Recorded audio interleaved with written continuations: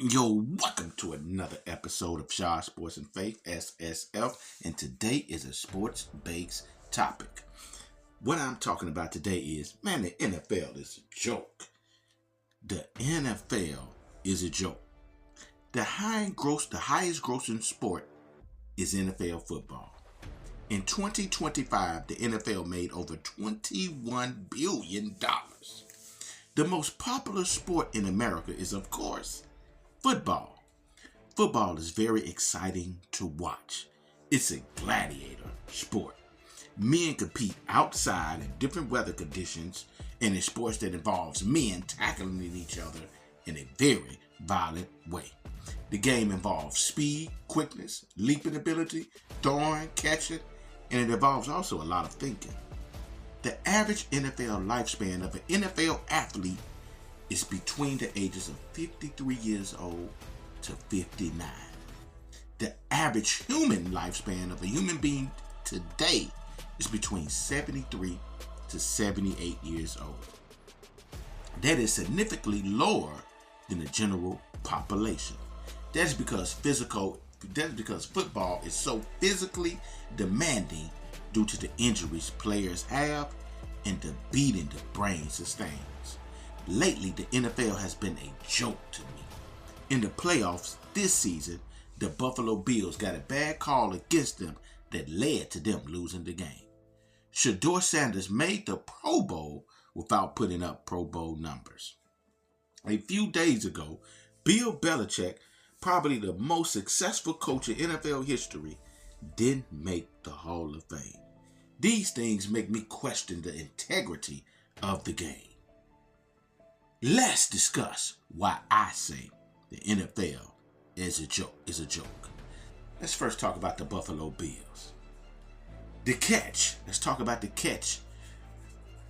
In overtime, Josh Allen hit Brandon Cooks for what would have been a massive gain.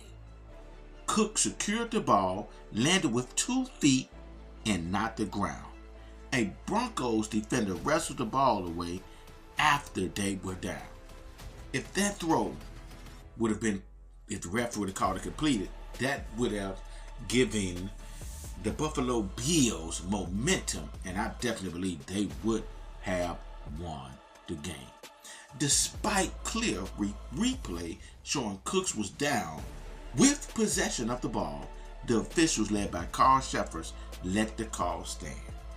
The NFL announcers, sports media, and players who watched the game couldn't believe the refs called it an interception.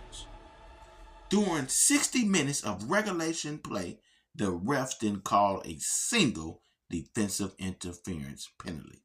They let them play. As soon as overtime hit, the philosophy flipped. On Denver's winning drive, officials called 2 back-to-back defensive or DPIs against cornerbacks, which hurt Buffalo. And they was called on Taron Johnson and Tre'Davious White. Early in the game, a similar grab on Cooks in the end zone went uncalled. The sudden shift in what is a foul on the highest stakes moment is the definition of joke to Bills fans. Tre'Davious White was so disgusted by the second DPI call that he ripped his helmet off and slammed it, earning him an unsportsmanlike conduct penalty that moved the ball to the 10-yard line for an easy game-winning field goal for the Denver Broncos.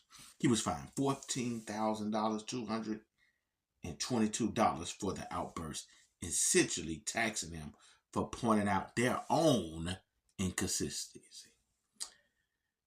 As a result, the coach was fired.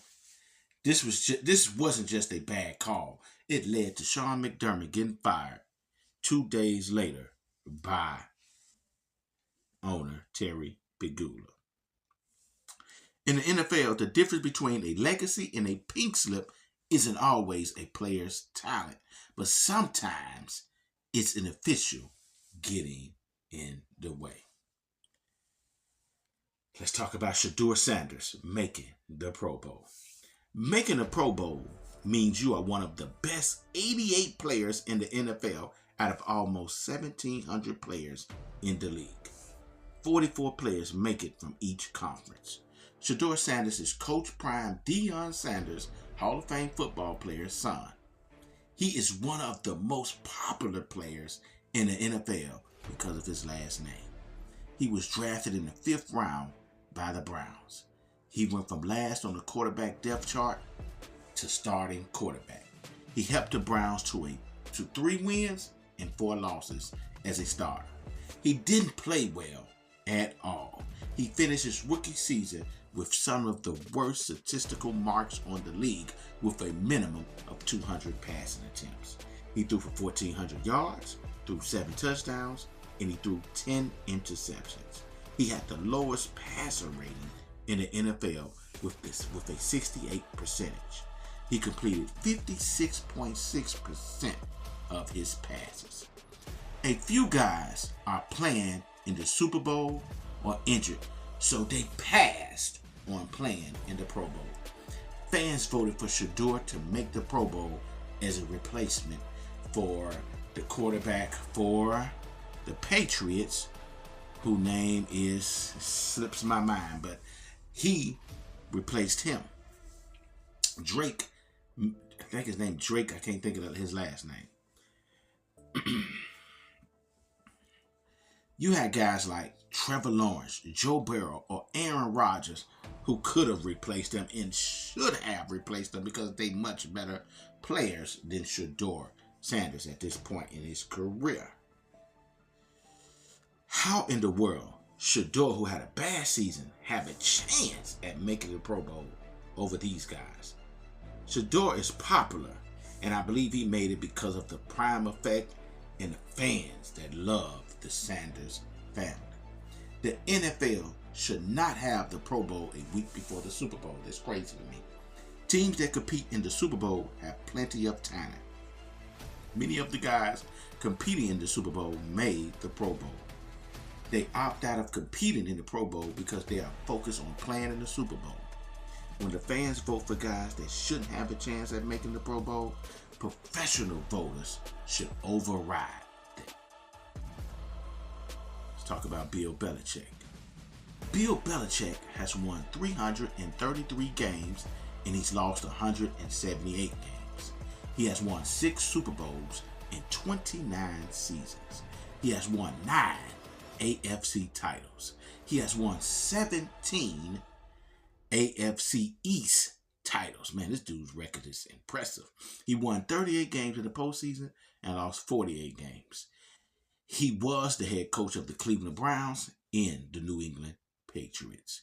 A few days ago, news broke that Belichick, the winningest coach in postseason history, failed to receive 80% of the votes required for a first ballot induction. The fallout has been nothing short of a PR disaster for the Hall of Fame selection process. People in the sports media believe voters punished Bill Belichick because of the Spygate situation and the Deflategate. Sports medias, or a lot of the people in the sports media, also believe that the voters punished Bill because he didn't talk much to the media. Some in the media also believe the voters punished Bill because of his lack of success without Tom Brady. Bill Belichick is arguably the greatest coach in NFL history. There is no doubt he should be a first ballot Hall of Famer. But him not making it as a first ballot Hall of Famer is totally ridiculous. It's wow. How could they even think to do something like that? Bill not being a first ballot Hall of Famer makes me feel like the NFL is a complete joke. Tell me what you guys think in the comment section. Like, share, and subscribe. Peace and love.